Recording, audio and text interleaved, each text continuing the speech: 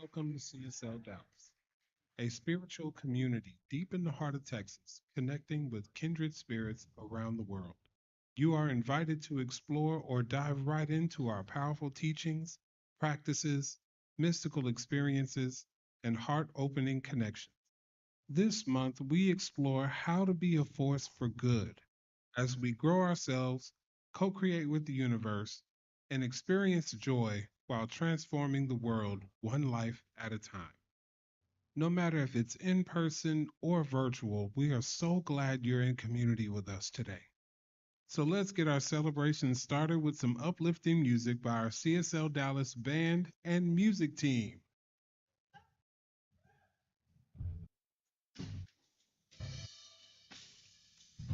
We used to do something in my neighborhood we called the soul clap, and it goes like this.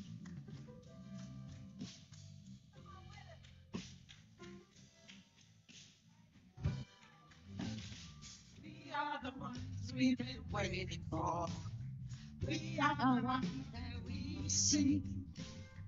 We are the seeds we are sowing. We are the harvest we receive. We are the ones we've been waiting for. We are the ones that we seek. We are the seeds we are sowing. We are the harvest we reap. Oh, I am that I am. Oh, I am that I am. We are the ones we've been waiting for. We are the ones that we seek. We are the seeds we are sowing. We are the harvest we reap.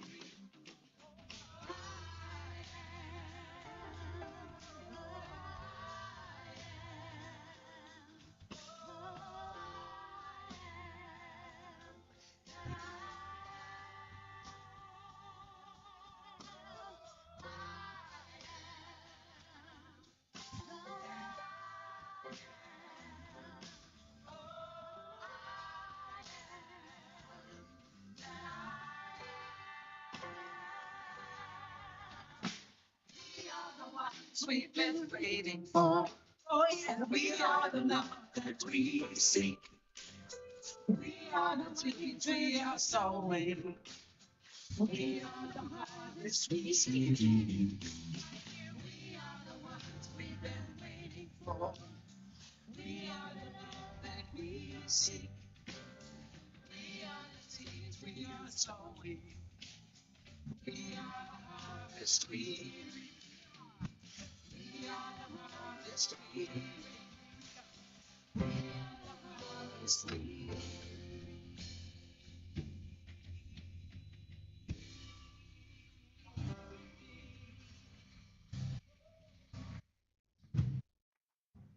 Well, hello.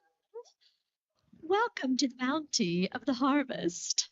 My name's Deirdre, and we're going to begin right off with our purpose statement together. Ready? We are radically inclusive, spiritually progressive, transforming lives. And so it is. And if you're new or you're joining us for the first time, welcome. You're in the harvest.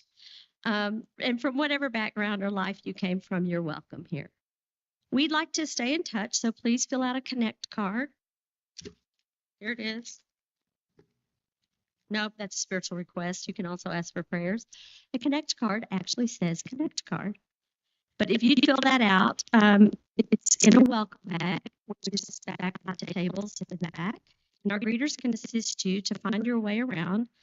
For those of you online, you can follow the link to our online connection card and you can place it in the chat now. And make sure to subscribe to our social media channels by searching CSL Dallas to continue to get more spiritual content and stay up to date with all of our events. So today we want to acknowledge the volunteers who put together the Day of the Dead, or Dia de los Muertos, which was an altar and a ritual that we had not too long ago. So if you're here, stand up and bask in the love. And if you're not, know that we are filling the air with gratitude and sending it to you.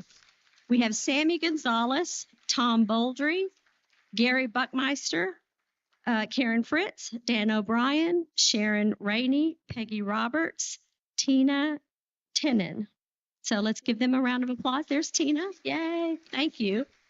And also, there's a team that put together our first ever CSL Dallas Voters Guide. And we would like that harvest to multiply and multiply and multiply. So these people are Ann Fisher, Erin Lorraine, Sherry Wood. You could stand also. You helped us tremendously. Thank you. Sharon Goddard and Dr. Petra. Let's give a round of applause for them. And know that our voice does matter, and voting is a way in which to do that. December is always a special month, and I told Petra earlier, for me, it is the month where I am finishing the year and lamenting sometimes, and also gratitude, and then anticipating what's going to be in the new year. So it's special, but here at CSL Dallas, it's going to be exceptional because we have some holiday events that you're going to love. On Saturday, December 7th, which will still be 2024, from 6 to 9 p.m., there's a showcasing of artists and performers within this community. So starting at 6, you can peruse the Artist Trunk Show, where 10 remarkable artists who have previously showcased here will have their items on display. They're perfect for holiday gift giving, and you can find one-of-a-kind treasures that will make this holiday season even more special. And then you can immerse yourself into the spirit of the season in the Mystic Note Cafe. It is a holiday jam, and you will enjoy captivating performances by the talented Julie Bonk. If you know Julie, she's an amazing pianist, jazz pianist, and friends. And along with that lineup of musicians, there will be singers, poets, and comedians who are ready to dazzle and entertain. There's some of them standing up here. And don't miss a lively rendition of the classic tale, How the Grinch Stole Christmas. You may or may not know that I live with the Grinch. And actually, he doesn't steal my Christmas, he makes it. So if that was, oh, I think he just gagged. I think he just made that Grinch face he makes. Okay. If you can't see him on camera, I'm so sorry. It's quite cute. Given the state of our nation today, conflict in conversation seems inevitable when we are around folks who are not like-minded. Some of you may also dread the holidays because of the conflicts just within our families. I'm going to breathe. Too many of us respond to conflict as we learned as a child at home. We can easily respond in ways that are out of alignment with who we want to be and who we really are. But we don't have to continue to do it this way. There is a new way to understand conflict, engage with others with passion and compassion and respect, and communicate with clarity and compassion, learning to both listen and speak. Join Dr. Petra today to explore dealing with differing opinions, conflict, and communication in a whole new way by attending this in-person and online workshop starting at 1 Central Time. So you can register by going to the events page of csldallas.org, or you can register by going to the STEM room. Now, let's settle into the morning with our music team, which is the band, Brad on the piano, Jonathan on bass, Jason is on drums, and with our beautiful singers, Candy, Cleo, Stephanie, and Sharon, who is also our spiritual coach for the day.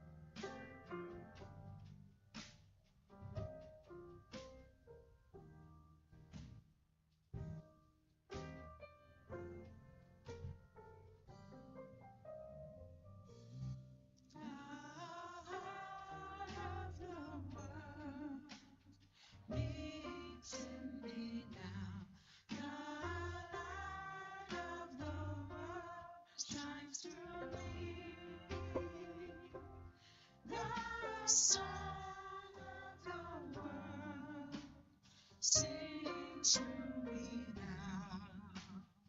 I am the heart of the world. I am the heart of the world.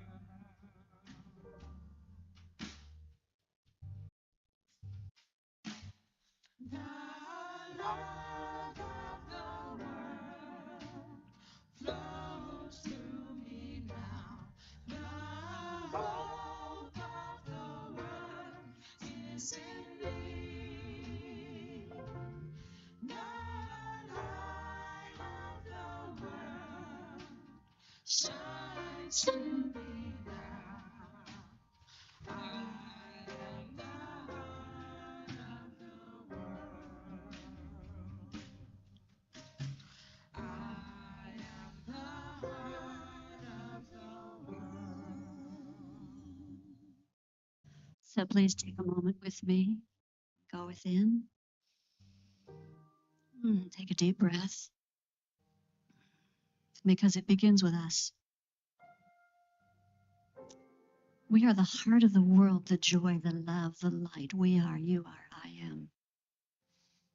And it begins with us. There is a presence and an essence so beautiful and powerful, omnipresent, omniscient, omnipotent, that moves in and through and as us, at our core, at our heart. We are all of it. It is all of us. It's all God. And as we know that Spirit is moving in and through and as us, through chaos, through change, through conflict, through challenge, we come back to our heart, our core, the essence of us as human spirit, spirit human. And every activity, every word and thought that we are makes a difference. And so we rest, we reside in that embrace of that divine presence, that divine love at our heart. The heart of love, the heart of joy, of hope, of change, of action. With this breath, we take in that hope. We take in that knowing of our activity, our consciousness, our being in the world. We know it is good. It starts here, begins with us. We call this time blessed. And together we affirm this by saying, and so it is.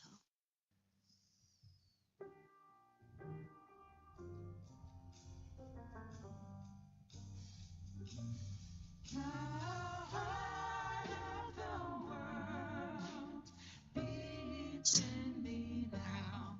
The light of the world shines through me. The Son of the world sings through me now. I am the heart of the world. I am the heart of the world.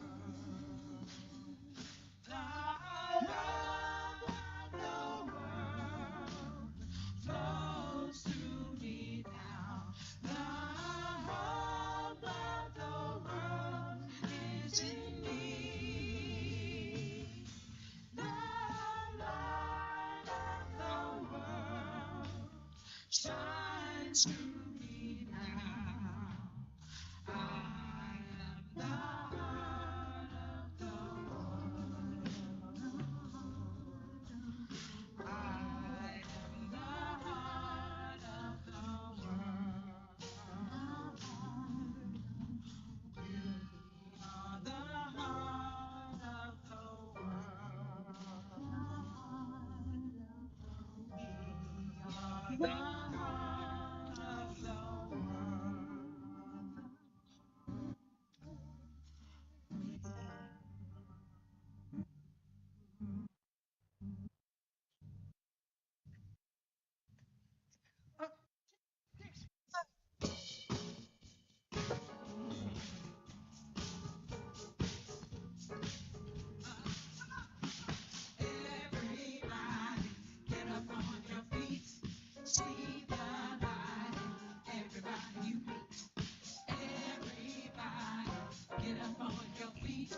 See the light, everybody you meet.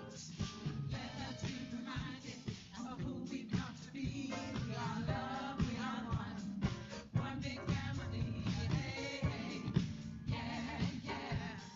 Hey, hey, hey, yeah, yeah. Everybody, get up on your feet. See the light, everybody you meet. Everybody, get up on your feet. See the light, everybody you meet. Let us be reminded of who we come to be. We are love, we are one big family. Hey, hey, yeah, yeah. Hey, hey, hey, yeah, yeah. Let us make a joyful sound. Here we stand on holy ground. Let us make a joyful sound. Here we stand on holy ground. Let us make a joyful sound. Hey, hey, hey, hey. Everybody, get up on your feet. See the light. Everybody you meet. Everybody, get up on your feet. See the light. Everybody you meet. Let us be reminded of who we come to be. We are love, we are one big family. Hey, hey, yeah, yeah. Hey, hey, hey, yeah, yeah. Let us make a joyful sound. Here we stand on holy ground. Let us make a joyful sound. Here we stand on holy ground. Let us make a joyful sound. Hey, hey, hey, hey. Everybody, get up on your feet. See the light. Everybody you meet. Everybody, get up on your feet. See the light. Everybody you meet.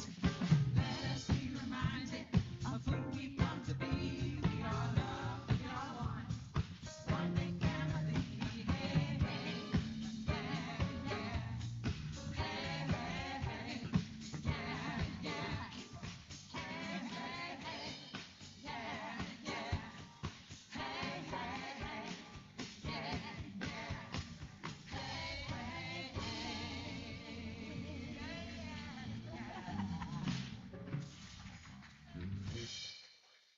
Ladies and gentlemen, shout the love.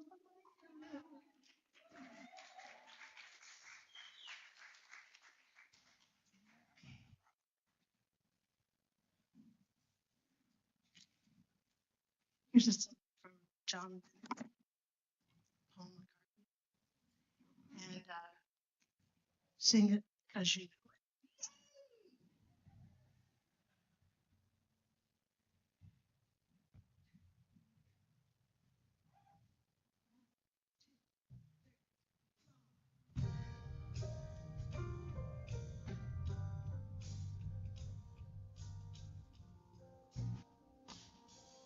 Words are flowing out like endless rain in each of a paper cup.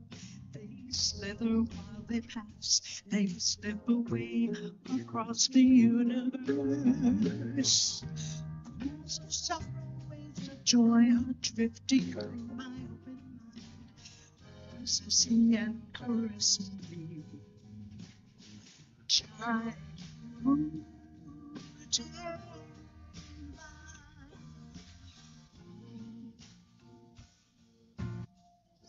it's gonna change my life. It's gonna change my life. Nothing's gonna change my world. Nothing's gonna change my world. Images of broken lights that dance before me like a million eyes. They call me on and on across the universe. Stars of me like a restless wind inside a letterbox. They tumble blindly as they make their way across the universe.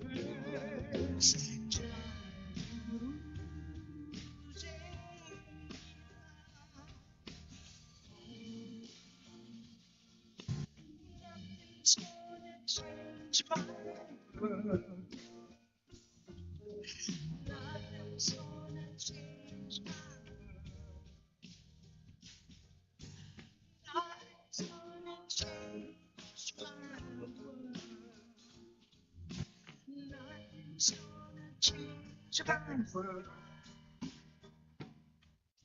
Sounds of laughter, shades of life are drifting to my open ears, exciting and inviting me.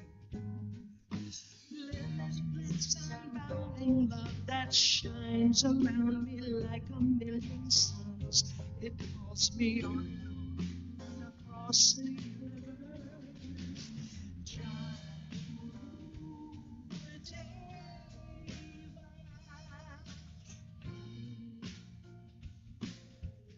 Nothing's gonna change my world.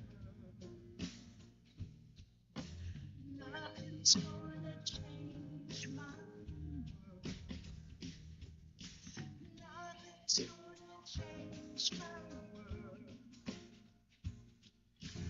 Nothing's gonna change my world.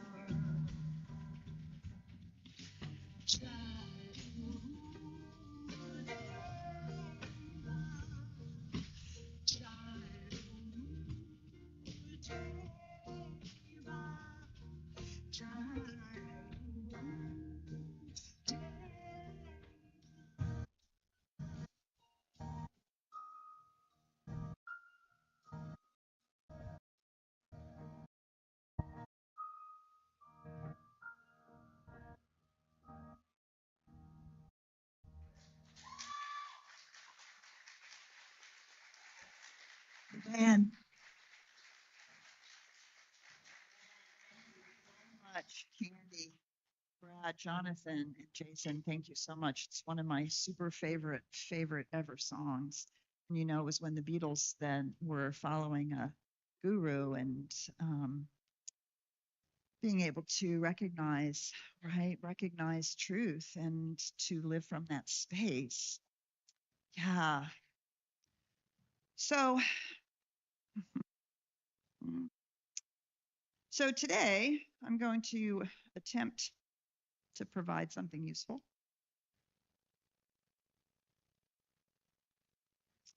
and talk about what's going on in our world, in our country, post-election. And what I notice is that I don't have any words, partly because there are things I don't understand. And what I notice is that trying to understand it makes me insane. And because there are things going on that don't align with the way that I look at life, I have no place to hold them. And because I don't understand, I find myself falling into opinion, judgment, trying to analyze it, trying to figure it out. It just makes me crazy. And it activates my fear, my anger, my disappointment, none of which is helpful, but all of which is real. Now, not everybody, clearly, is feeling fear or disappointment. And for those of us who are holding the space of this is a good thing and this is where we are today and it is moving us forward, that is to be celebrated. Because that's also what it means to be radically inclusive, to manage judgment and opinion and all the ways that we are separate. So we can either be like my granddaughter. When she loses, she runs into her room, cries and pouts. And when she wins, she gloats. And boy, does she want to lord it over you for winning. And we forget that maturity and equilibrium is something that we learn over time. And finding a place to stand, a spiritual place to stand, is something that we learn over time. And as frustrating it is as it is to me, and many of us who like to analyze, figure it out, and understand it, that isn't always the way to find a place to stand, nor is it necessarily a way through. There's so many spiritual and personal growth platitudes that seem useful. The only way out is through. Breakdown comes before breakthrough. That there are opportunities always in change. Chaos is the most creative space there is. Sometimes those help. Sometimes they don't. Sometimes they feel real and sometimes they feel like platitudes. We should listen to each other more. But the key there is listen to each other, right? Only listening and never speaking, never being listened to, is also challenging. So there's all kinds of things.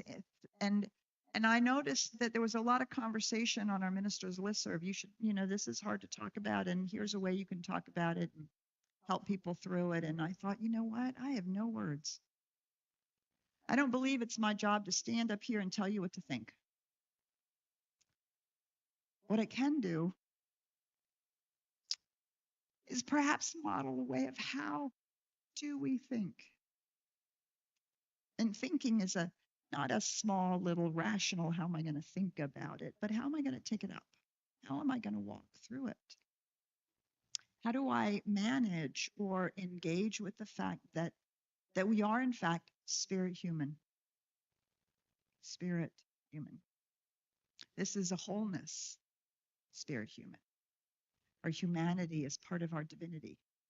Our humanity is the way in which our divinity is expressed, with the way in which our individualized consciousness of the one whole is made manifest. We can't separate out the human experience or the human of us from the divine of us. We can maybe stand in different places. We can experience our divinity and we can experience our humanity. I think the paradox is somewhere along the line, we want to really experience the free-flowing dance of these two. So for me, finding a place to stand is the shifting between human and divine, spirit human, the constant movement between those two things, and allowing ourselves to live in both. Too often when somebody reaches for a spiritual principle, I hear people saying, well, that's just a spiritual bypass. On the other hand, too often I see people say, well, I'm just going to feel my feelings until they're gone, which could take a really long time. Both are simultaneously true. And this is the paradox of being who we are, conscious, individualized expressions of the universe. Conscious, individualized expressions of something which is infinite, eternal, universal. Right? I love this idea across the universe. Can I be incarnated, embedded in my life while having a universal point of view, a universal perspective? Can I see it from an infinite moment while living this particular moment? These are the things that I think about. These are the things that occupy my spiritual practice and my 2 a.m. being awake and wondering and worrying. I love this image that I picked this image for this Be a Force for Good in the World. We picked that image. We picked the image and the topic for this month long before the election, however, knowing that that was a part of what was going on. A drop as it falls into the water. And what does it do? Right? It has impact. And there's such a lovely metaphor that we are a drop of the ocean, right? Part of the whole, but an individualized drop. And that can also be turned around, that we are the ocean in a drop. It's interesting to allow both of those images to rest in your consciousness, to work our hearts. We are a drop of the ocean, but we are also the ocean in a drop. And yet being a force for good in the world can feel like our drop is pretty insignificant. This particular drop was dropped into a still, probably little container of water so the photograph could be taken. There's nothing else going on. But what if that drop lands in the middle of a hurricane in the ocean somewhere? Would we see its visible impact? And so our drop can feel insignificant, or perhaps not having the impact that we would like to have. And we wonder, does it matter? Does what I do make a difference? Is it important? Was it enough? I'm tired now. Didn't work anyway, or it doesn't work, or see, that's what's reality. And all of those ways in which we try to make sense of what's going on. So I have one belief that is probably the most annoying thing about New Thought in the Science of Mind, that I pull forward in moments like this. And I remind myself that everything that's happening in the outer world is a reflection of past consciousness. That's it. It's like looking in a mirror. It's a reflection of past consciousness. We're really good in the science of mind of doing that work individually.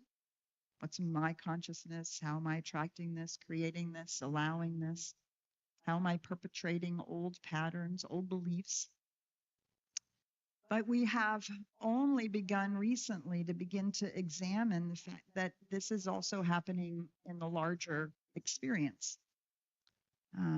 That there are fields of consciousness, if you so will, that we share, whether it's our family, our community, our workplace, our city, our state, our nation, humanity as a whole. And that these two are things that we can examine or contribute to. But it's like looking in a mirror. Ernest Holmes says the reflection of an image in a mirror is an exact likeness of the image which is held before the mirror. So the law of cause and effect reflects back to us a likeness of the images of our thought. Thus we are told that we reflect the glory of God. But too often we reflect the fear and limitation of man, of humanity, rather than the glory of God. Oh, and I can point my finger out there and say, that's what I think is happening. And I can do it in judgment or pain. Or I can also remember all the times that I've done that in my own life. My mirror did not reflect the glory of the individualized expression of life that I am. It reflected my jealousy or my withdrawal or my patterns or whatever it is.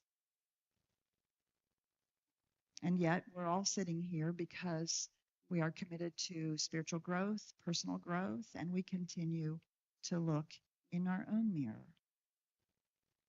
And so we get to look in humanity's mirror. We get to look in the reflection without shame or blame. Can't blame the mirror. Without shame or blame, just to allow the image to be, to examine what does it reflect back?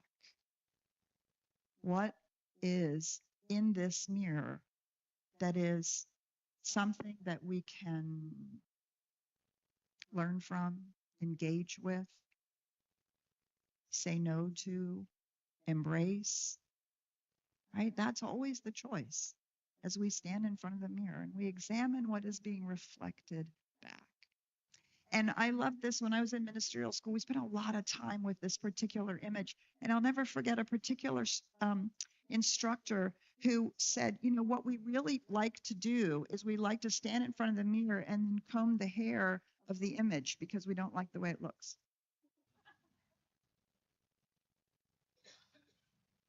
We want to change what's out there, fix it. We don't like it, cut the hair. We don't, you know, but it's actually what's standing in front of the mirror that actually has to be worked with, that has to be moved, that has to be changed. And to do that, we have to be willing to look at it. Ernest Holmes says we look a fact in it, the face. We look a fact in the face. We don't pretend it's not happening. We don't pretend we don't have feelings, good, bad, or indifferent. We don't pretend that we're either gloating or pouting or anything in between, right? We look a fact in the face. And then we ask ourselves, does it have spiritual truth? Is it born of the spiritual reality? Is it in alignment with life itself? So that we can choose. Are we going to try to comb the hair in the mirror? Or are we going to participate in changing what's standing in front of the mirror? Most of my inspiration for the last couple of weeks has not come from the pundits, people trying to analyze or talk about what's happening or saying who did something right or who did something wrong or whatever it is. I have this beautiful email that I get thanks to Reverend Patty Generous. It's called The Marginalia by Maria Popova. And she often writes from the point of view of the artist and the creator and the poet and the philosopher. And yeah, and there's a few things that she has written in the last few of her newsletters that I thought have juice. They have some richness for us to contemplate, take up, or examine. So she talks about Hannah Arendt. Hannah Arendt is a Jewish philosopher of the 20th century, lived through Nazi Germany. She's a creative. Hannah Arendt is a creative and complex thinker. She writes about power and terror, war and revolution, exile and love, and above all, about freedom, Maria writes. And so this is a quote around a description of Hannah Arendt. She loved the human condition for what it was: terrible, beautiful, perplexing, amazing, and above all, exquisitely precious. And she never stopped believing in a politics that would be true to that condition. Her writing has much to tell us about how to get to this point in our history, about the madness of modern politics and about the awful, empty thoughtlessness of contemporary political violence. Remember, she was writing in Nazi Germany.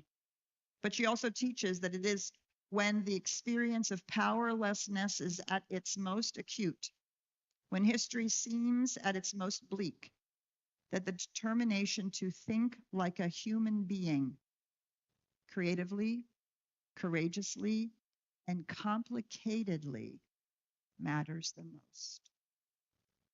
She too lived in a post-truth era.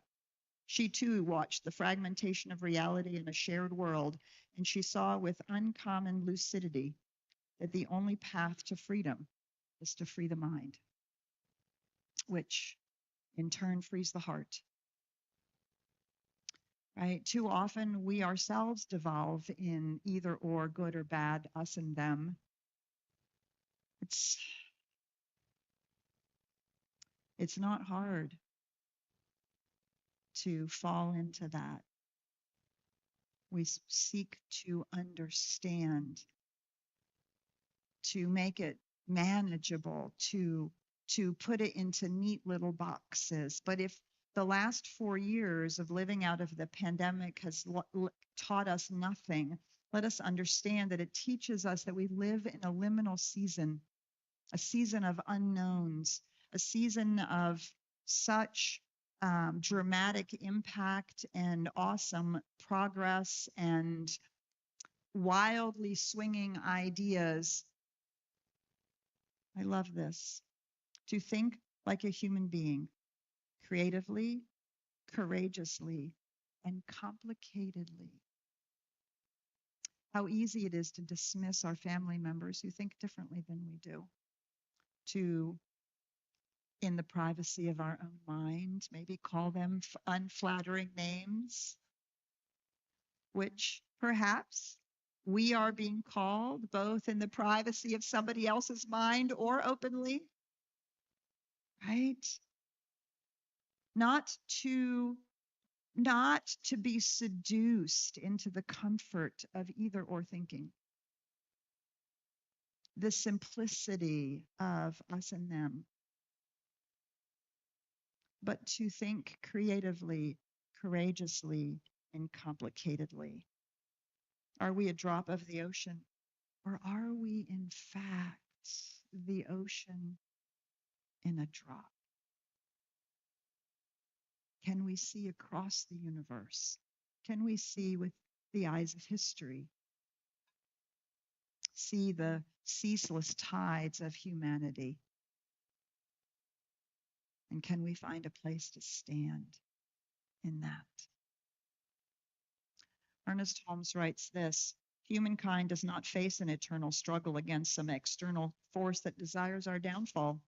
The only struggle, the only battle, the only thing that needs to be overcome is our own ignorance, our own lack of awareness, and recognition of the beneficent power and creativity that is the source of all things.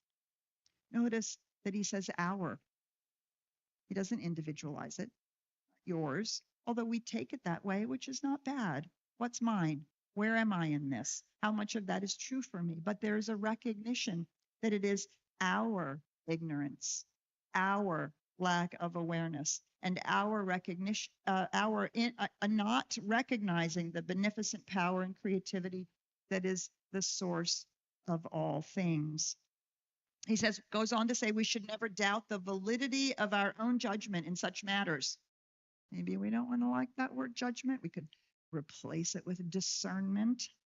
Maybe we should never doubt the validity of our own discernment in such matters. There are no prophets other than the wise. Amidst the din and uproar of our lives, the accumulated fear, doubt, and confusion of the ages, there has always been, and always will be, a still small voice within that seeks to proclaim itself through and as us. Life has given us all that we could desire. It is up to us to decide and discover for ourselves what the nature of life is and accept it. Sometimes we don't step back enough and look at the fact that we are in an evolutionary historical trajectory, as well as the trajectory of our own lives.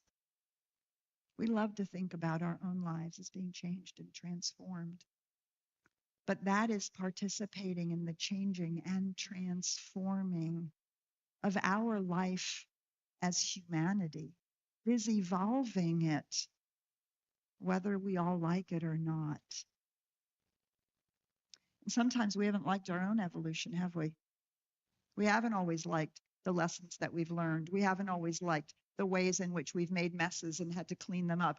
I know for a personal fact, I have not always liked making amends.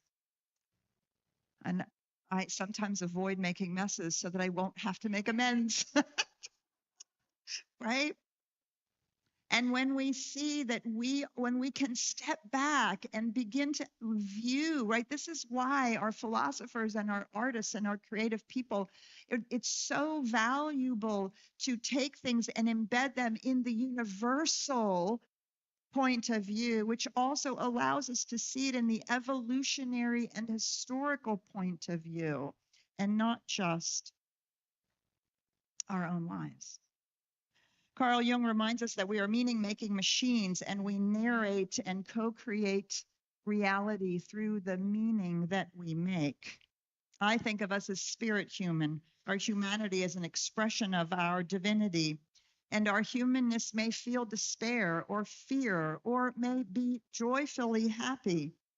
And we have to find our place to stand when we recognize that in our humanity today, in our nation today, there's a large swing, there's a large divide, a large polarization of either or, people on one side or the other.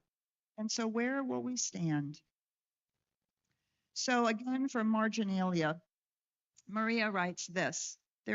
She's quoting Camus, Albert Camus. There is no love of life without despair of life. Albert Camus wrote between the two world wars.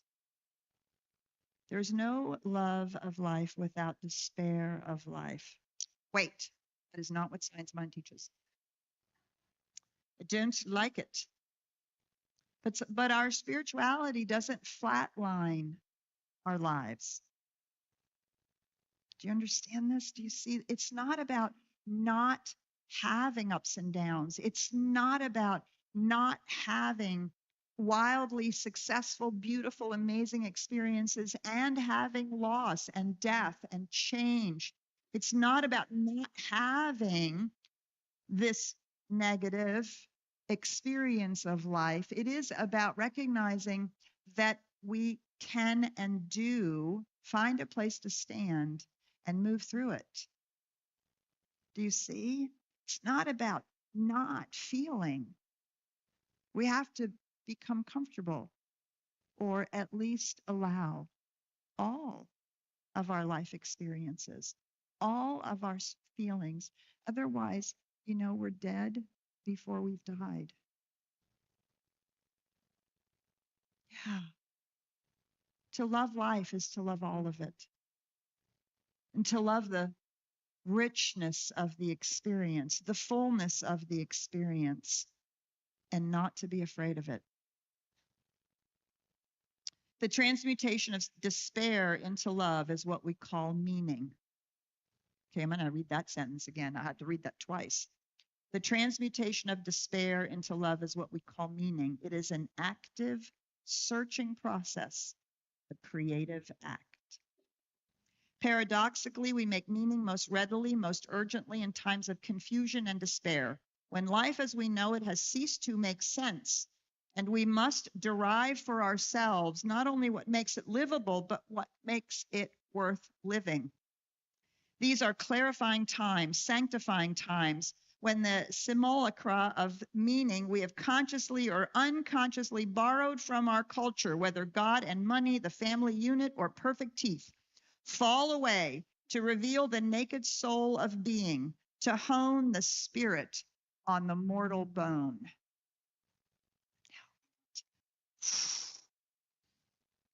Like, I read that and I had to stop. Right? These are the clarifying, sanctifying times when the meaning we have consciously and unconsciously borrowed from our culture, whether God and money or the family unit or perfect teeth, fall away to reveal the naked soul of being, to hone the spirit on the mortal bone. Sometimes I notice, I was talking to Karen, we were talking about how we were feeling and where we were standing. And, ultimately for me, it's not just the election at all, actually. It is the fact that we continue to deny climate change. It wasn't even a conversation during this election, and it is barreling down on us, and we're not talking about it. And we're not dealing with it. And I have tremendous fear about that. Actually, I'm terrified. And I find myself describing to Karen, one of the ways I feel my feelings is I give it shape and definition. And I described it to Karen and I said, I feel like a moth that has been put into a plexiglass box, and just on the outside is the flame. And I'm mercilessly beating my wings against the box, trying to get to the light. Why? Because there's nowhere to go. There's nowhere to run. I remember in the 70s when global warming became a conversation. I thought, well, that's fine. I'm just going to move to, New Zealand or a little island somewhere in the Pacific coast, not in the Pacific Ocean, not realizing that, of course, one of the things that would first happen in climate change is that it would drown, right? And then I remember in the 80s and 90s realizing that there was now, they actually had discovered pollution particles at the Antarctic. There's nowhere to run. There's nowhere to go. So all of my escape got activated. Run away. Maybe yours got activated. Anger. Maybe yours is whatever, right? But these are the things that get activated. And if we can name them, we can see them. For me, what do I know? The moment that I can say, this is how I feel, the moment I can say that and see that, there is that within me. That's the human. There is that within me that says, oh, wait, in spirit, there's no box. There's no box in spirit. There's no limit. There's no barrier. It is only my belief that there is that binds me. That's what we mean by, we say the same thing that has bound us is the same thing that makes us free. Or we could say it the other way. The same thing that we learn makes us free is what has been binding us. And so over and over again, in my mind's eye, I dissolve the box as a metaphor, as a tangible, physical reminder of what I believe to be true. Do you see? And then I find myself in the box again. And then I make it go away. And then I find myself in the box again. And then I go, wait, but that's not the spiritual truth. Do you see? All of this work that we're doing, it's a process. It's not just, doesn't just happen overnight. We don't just magic it away. That's when it's a spiritual bypass. But it's the deep work of finding, for me, the only way I know how to describe it is I feel uncentered until I find a place to stand. Sometimes that place is a spiritual truth. Sometimes that place is a series of spiritual truths. Sometimes that place is a deep knowing. Sometimes that place is a hell no, I will not be afraid. You have to find your own. It's your place to stand. And the work is to go in and out of it and in and out of it and in and out of it until we begin to carve out the place to stand that gives us solidity, that provides our center. A psychologist and neuroscientist, Oliver Sacks, says this: when moods of defeat, despair, and so whatness visit me, they are not infrequent, he says, I find a sense of hope and meaning in my patients who do not give up despite this devastating disease. If they, who are so ill, so without the usual strengths and supports and hopes, if they can be affirmative, there must be something to affirm and an inextinguishable power of affirmation within us. I think the meaning of life is something we have to formulate for ourselves. We have to determine what is meaning for us. And it clearly has to do with love. Mary Popova writes, as if Oliver Sacks wrote this to remind us that the capacity for love may be the crowning achievement of consciousness, which is itself the crowning achievement of the universe, which means that we may only be here to learn how to love.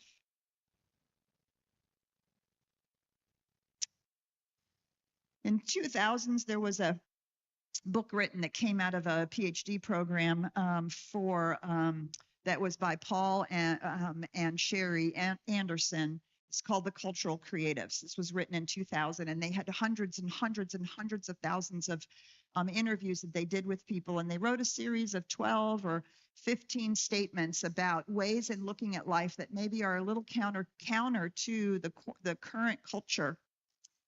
Caring about the place of women, caring about diversity, caring so much about the planet, we're willing to pay more for some things.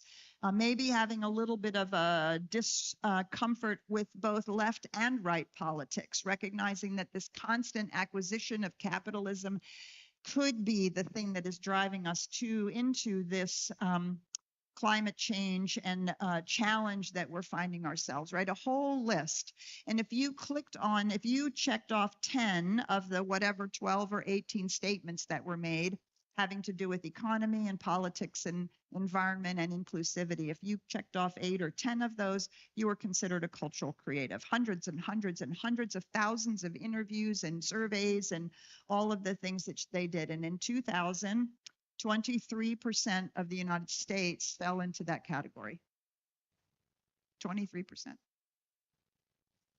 And so one of the things that we realized and recognized as we were doing our voters guide is how much certain people and the language that they were using fell into so many of these ideas, which are reflected in our global vision, which we have hung up on the wall in our sanctuary. And as we listened to certain of our politicians speaking, it felt as though they might actually be speaking right out of the global vision, creating a world that works for everyone. And it's useful to recognize that 47% of the population voted in that way. 23% to 47% in 24 years.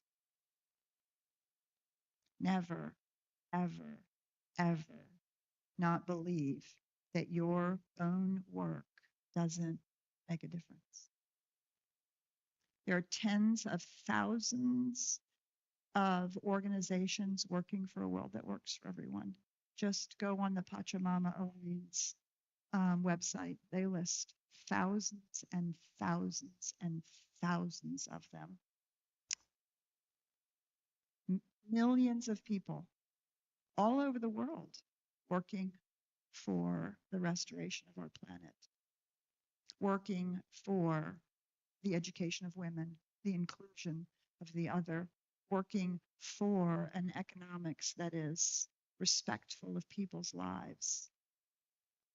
Countless millions of people who are cultural creatives, creating a new culture. But remember those platitudes I talked about earlier, right? Breakdown before breakthrough is sometimes a part of it. Sometimes a part of it is that part of us that doesn't want to change, that doesn't want to do it differently. It took me 5 years. This took me 5 years to learn every time I go to the grocery store to take my own freaking bags, even though they were in the trunk. For the first couple of years, I went, what's my bag's going to matter? Then for a couple of years, I just felt guilty. It wasn't until the 5th year that I said, turn around, go back to your car, get the freaking bags, and take them in. Now I do it without thinking. 5 years for that tiny little change. And we may be facing much, much larger changes. And I'm always a little surprised when we say we teach a spirituality of transformation. Our purpose statement says transforming lives. But it feels as though we want to use our spirituality to keep everything the same. Remember when Candy was singing that song, Jai, I can't even pronounce that first, Jai Guru Deva Om, right? Nothing's going to change in my world. That is a recognition of the inner world, not the outer world, right? That's that whole shift that they were making themselves. The shift to an inner consciousness, an inner realization, an inner understanding, which allowed John Lennon then to write Imagine. Here, right? Nothing's going to change my world. So again, from Marginalia, she quotes a Toni Morrison article that was then also recast as an Oprah Soul Sunday. Toni Morrison writes, she writes this: Christmas Day, on the day after another presidential election in 2004, I'm staring out the window in an extremely dark mood, feeling helpless. Then a friend, a fellow artist, calls to wish me happy holidays. He asks, "How are you?" And instead of, "Oh, fine, and you?" I blurt out the truth: "Not well. Not only am I depressed, I can't seem to work, to write. It's as though I am paralyzed, unable to write anything more in the novel I've begun. I've never felt this way before, but the election..." And I'm about to explain with further detail when he interrupts, shouting, "No, no, no, no. This is the price. This is precisely the time when artists go to work. Not when everything is fine, but in times of dread. That is our job." I felt foolish for the rest of the morning, especially when I recalled the artists who had done their work in gulags, prison cells, hospital beds, who did their work while hounded, exiled, reviled, pilloried, and those who were executed. She goes on to write, I got back to work.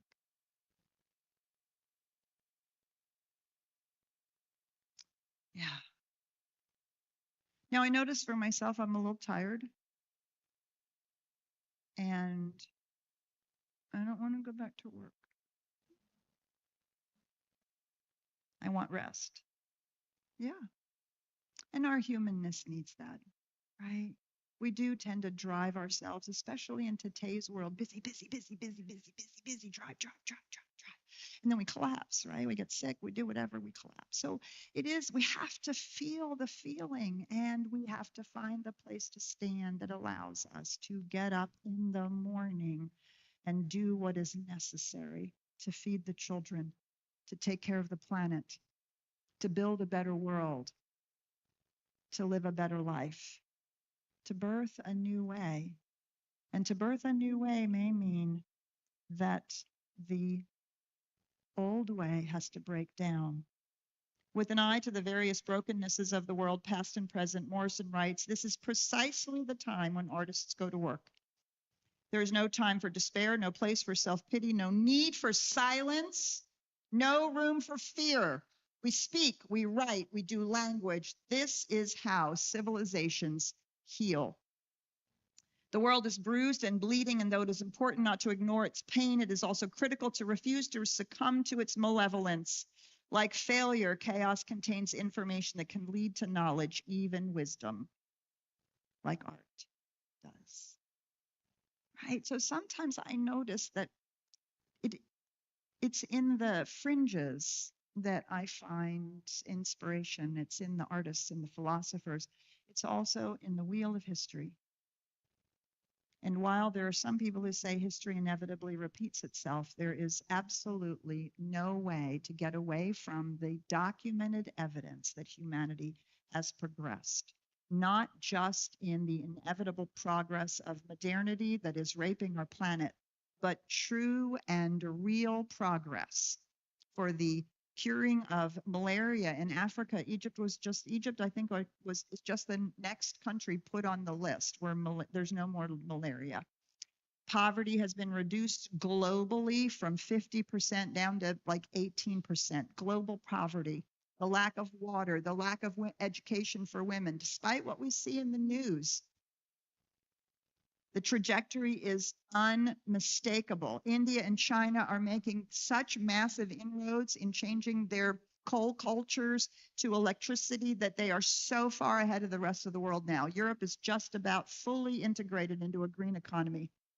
It is moving because evolution is inevitable. Life is always for life. Life is always moving forward, despite the inevitable cycles, the contraction, expansion, the swinging of the pendulum this way and that, and this way and that. But as Ernest Holmes says, it is in fact an upward spiral of evolution, not just the ricocheting back and forth, but of a growth and evolutionary process. And sometimes, despite it all, having that universal view for me gives me a moment to catch my breath, to ask myself, do I trust life? Am I willing to trust the evolution of consciousness? I will give you right now, this is absolutely 100% my favorite quote by Ernest Holmes. It should be understood that we can demonstrate in spite of ourselves, in spite of all weakness, in spite of all fear, in spite of all that is in us, because such is the power of truth. Every time I find that place to stand, every time I bring myself back to center, every time we do the work to look at our fear, feel our feelings, and reground, every single time we are creating a space for truth to be revealed. And we can demonstrate in spite of our own fears and weaknesses. And if that's true for me, it's true for you, but it's also true for us. So in spite of the fear, I love the word I heard the other day, the fear porn on all sides, despite it, and how easily we get hooked into it and sucked into it, we can demonstrate. It should be understood that we can demonstrate in spite of ourselves, in spite of all weakness, in spite of all fear, in spite of all that is in us, because such is the power of truth. Feel the feelings, find your place to stand. So Karen and I were talking about this the other day, and I said, well, remember what Viktor Frankl talked about? She was like, oh, I have to go get those quotes. She said she found 20 of them, and she picked these 3 out, and we went, those are the ones. Those are the quotes. Forces beyond your control can take away everything you possess except one thing: your freedom to choose how you will respond to the situation. Between stimulus and response, there is a space. And that space is our power to choose our response. And in our responses lies our growth and our freedom. Everything can be taken from a person but one thing, the last of humans' freedoms: to choose one's attitude in any given set of circumstances, to choose one's own way. It was lovely the Wednesday night sharing. We had a lot of people who were sharing this. I got afraid and then I did this. I got mad and then I stood the truth. I wasn't sure where to do and I reached out, right? That's why we need community. That's why we reach out to our spiritual coaches. We reach out to each other. We're in our sanghas because it's a reminder of the spiritual truth. And then we're in the swirl, and then we're in the spiritual truth, and then we're in the swirl, and then we're in the spiritual truth. And each time we ground and we ground and we center and we center. And ultimately, there will be the question, what's mine to do? Maybe you already know that. Maybe you're not there yet. It's okay. And at some point, that question is going to come up. And we are going to be facing this conversation in our families, in our workplaces, all over the place. We're going to be facing this conversation, which is why we're doing the workshop this afternoon, because we want to find a place to stand and be able to listen and speak, because we know that we narrate and we speak a new reality into being. This is how we birth a new way. So I invite you to join me. I invite you to stay closely connected in community. We are, in fact, all in this together.